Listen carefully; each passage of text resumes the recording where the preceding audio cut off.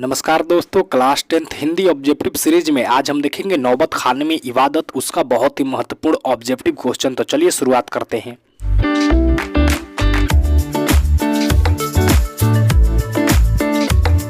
Basically इस chapter से उतने ऑब्जेक्टिव क्वेश्चन नहीं आते हैं, मगर जितना भी आता है मैं आपके लिए ला दिया हूं, बहुत वीवीआई ऑब्जेक्टिव क्वेश्चन। तो चलिए पहले प्रश्न के साथ हम देखते हैं। पहला प्रश्न नंबर क्या बोलता है, बिस्मिल्लाह खां इनमें से क्या थे। ये वही क्वेश्चन है जो आपके बोर्ड एग्जाम में पूछा गया है, बाकी का फालतू का क्वेश्चन नहीं आया है। तो ये ऑप्शन है नाटककार, बी ऑप्शन है कहानीकार, सी ऑप्शन नर्तक, डी ऑप्शन शहनाई वाहक। तो आपको बताना है कि बिस्मिल्लाह खां इनमें से क्या थे। तो जो बिस्मिल्लाह खां थे ना, वो थे शहनाई वाहक, मतलब शहनाई बजाते थे। तो हमारा डी ऑप्शन बिल्कुल ही सही हो जाएगा। ये देखते हैं अगले प्रश्न को। अगला प्रश्न क्या बोलता है, यतीन्द्र मिश्र का जन्म किस राज्य में हुआ था। ए ऑप्शन है उत्तर प्रदेश में, बी ऑप्शन है महाराष्ट्र में, सी ऑप्शन है तमिलनाडु में, डी ऑप्शन है मध्य प्रदेश में। तो आपको बताना है यतीन्द्र मिश्र का जन्म किस राज्य में हुआ था। तो यतीन्द्र मिश्र का जन्म अयोध्या उत्तर प्रदेश में हुआ था। तो हमारा ए ऑप्शन बिल्कुल ही सही हो जाएगा। ये देखते हैं अगले प्रश्न को। अगला प्रश्न क्या बोलता है, बिस्मिल्लाह खां के बचपन का क्या नाम था। जल्दी बताइए, ये जो बिस्मिल्लाह खां थे इनके बचपन का क्या नाम था। ए ऑप्शन है मेहदी हसन, बी ऑप्शन है कमरुद्दीन, सी ऑप्शन है अलाउद्दीन, डी ऑप्शन है राजादीन। तो आपको बताना है कि बिस्मिल्लाह खां के बचपन का क्या नाम था। तो जो बिस्मिल्लाह खां के बचपन का नाम था ना, वो था कमरुद्दीन। तो हमारा बी ऑप्शन बिल्कुल ही सही हो जाएगा। ये देखते हैं अगले प्रश्न को। अगला प्रश्न क्या बोलता है, उस्ताद बिस्मिल्लाह खां को किस चीज़ का शौक था। ए ऑप्शन है गीत गाने का, बी ऑप्शन है हंसने का, सी ऑप्शन है नाचने का, डी ऑप्शन है शहनाई बजाने का।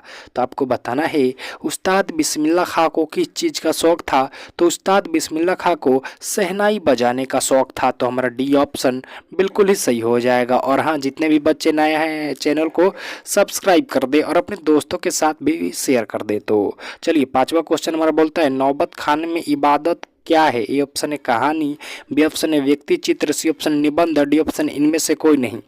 तो आपको बताना है नौबत खाने में इबादत क्या है। तो नौबत खाने में इबादत एक व्यक्ति चित्र है, मतलब एक व्यक्ति, विशेष व्यक्ति के बारे में इस चैप्टर में बात हुई है। वो है उस्ताद बिस्मिल्लाह खां। किसने बात किया है, तो यतीन्द्र मिश्र ने। ये भी आपको याद कर लेना है। आइए देखते हैं अगले प्रश्न को। अगला प्रश्न क्या बोलता है, बिस्मिल्लाह खां के दादा का नाम था। ए ऑप्शन है उस्ताद सलीम हुसैन, बी ऑप्शन है उस्ताद कमरान हुसैन, सी ऑप्शन उस्ताद सलाद हुसैन, डी ऑप्शन इनमें से कोई नहीं।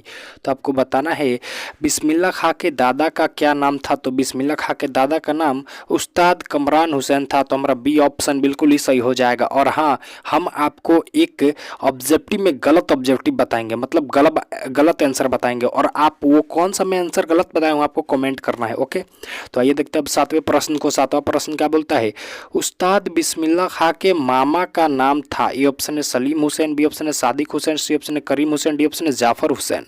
तो आपको बताना है उस्ताद बिस्मिल्लाह खां के मामा का नाम था। तो जो उस्ताद बिस्मिल्लाह खां के मामा का नाम था ना, वो था सादिक हुसैन। तो हमारा बी ऑप्शन बिल्कुल ही सही हो जाएगा। ये देखते हैं अगले प्रश्न को। अगला प्रश्न क्या बोलता है, बिस्मिल्लाह खां का जन्म कहाँ हुआ था। ए ऑप्शन है चेन्नई तमिलनाडु में, बी ऑप्शन है भोपाल मध्य प्रदेश में, सी ऑप्शन है आगरा उत्तर प्रदेश में, डी ऑप्शन है डुमराव बिहार में। तो आपको बताना है बिस्मिल्लाह खां के बचपन कहाँ, उनका जन्म कहाँ हुआ था। तो उस्ताद बिस्मिल्लाह खां का जन्म डुमराव बिहार में हुआ था। तो जो हमारा डी ऑप्शन होगा वो बिल्कुल ही सही हो जाएगा। ये देखते हैं अगले प्रश्न को। अगला प्रश्न क्या बोलता है, नौबत खाने का अर्थ क्या होता है। ऑप्शन है दहलीज, बी ऑप्शन है कब्रिस्तान, सी ऑप्शन है प्रवेश द्वार पर मंगल ध्वनि का जगह, सी ऑप्शन है मंदिर के ऊपर वाला हिस्सा। तो जो भैया नौबत खाने का अर्थ होता है ना, वो होता है प्रवेश द्वार पर मंगल ध्वनि का जगह। तो हमारा जो सी ऑप्शन होगा वो बिल्कुल ही सही हो जाएगा। ये देखते हैं अगले प्रश्न को। अगला प्रश्न क्या बोलता है, रसूलन बाई इनमें से क्या थी। ऑप्शन है कवित्री, बी ऑप्शन है गायिका, सी ऑप्शन है नर्तक, डी ऑप्शन है अभिनेत्री।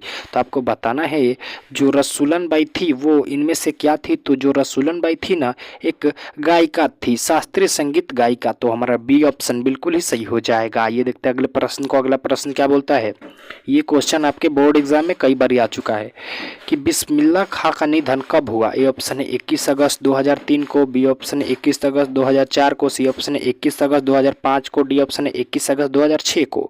तो आपको बताना है बिस्मिल्लाह खां का निधन कब हुआ, तो बिस्मिल्लाह खां का निधन 21 अगस्त 2006 को हुआ। तो हमारा डी ऑप्शन बिल्कुल ही सही हो जाएगा। ये देखते हैं अगले प्रश्न को। अगला प्रश्न क्या बोलता है, सुलोचना इनमें से क्या थी। ए ऑप्शन है कावित्री, बी ऑप्शन है अभिनेत्री, सी ऑप्शन है गायिका, डी ऑप्शन है इनमें से कोई नहीं। तो आपको बताना है सुलोचना इनमें से क्या थी, तो सुलोचना भैया अभिनेत्री थी। तो हमारा बी ऑप्शन बिल्कुल ही सही हो जाएगा। ये देखते हैं अगले प्रश्न को। अगला प्रश्न क्या बोलता है, ये सारे क्वेश्चन आपके बोर्ड एग्जाम में आते हैं। जो क्वेश्चन आएगा मैं उसे VVI बोल दूंगा, आप उसे थोड़ा 2 बार याद कर लीजिएगा। तो देखिए 13वां प्रश्न हमारा बोलता है पक्का महल क्या था। ए ऑप्शन है पुरानी किताब का नाम, बी ऑप्शन है अभिनेता का नाम, सी ऑप्शन है काशी के पास का इलाका, डी ऑप्शन है कब्रिस्तान का नाम। तो आपको बताना है पक्का महल क्या था, तो पक्का महल भैया काशी के पास के इलाका था एगो। तो हमारा सी ऑप्शन बिल्कुल ही सही हो जाएगा। ये देखते हैं अगले प्रश्न को। अगला प्रश्न क्या बोलता है, बिस्मिल्लाह खां के पिता कहाँ शहनाई बजाते थे। ऑप्शन है चर्च में, बी ऑप्शन है मस्जिद में, सी ऑप्शन है गुरुद्वारे में, डी ऑप्शन है मंदिर में। तो आपको बताना है बिस्मिल्लाह खां के पिता कहाँ शहनाई बजाते थे। तब बिस्मिल्लाह खां के पिता मंदिर में शहनाई बजाते थे और एगो उनके जो इलाका का राजा था उसके दरबार में भी बजाते थे। तो आइए देखते हैं अगले प्रश्न को। अगला प्रश्न क्या बोलता है, इबादत का अर्थ होता है। ए ऑप्शन है प्रार्थना, बी ऑप्शन है उपासना, सी ऑप्शन है गाना, डी ऑप्शन है स्वागत।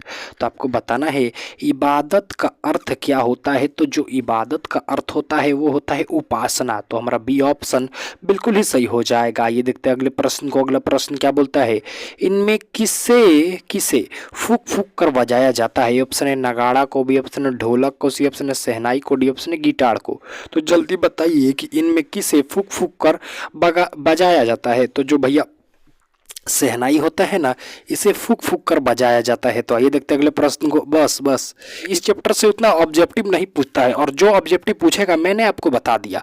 तो अगली वीडियो में हम देखेंगे क्लास 12 हिंदी चैप्टर नंबर 12 का ऑब्जेक्टिव। तब तक आप हमारे चैनल सीधा क्लास को सब्सक्राइब कर दे, अपने दोस्तों में भी शेयर कर दे जी। धन्यवाद।